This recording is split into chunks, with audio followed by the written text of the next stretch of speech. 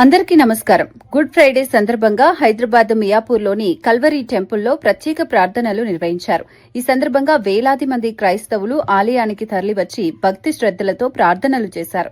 Temple pastor Satish Kumar వాక్యం అనంతరం యేసుక్రీస్తు శిలువ ప్రదర్శన కార్యక్రమం జరిగింది.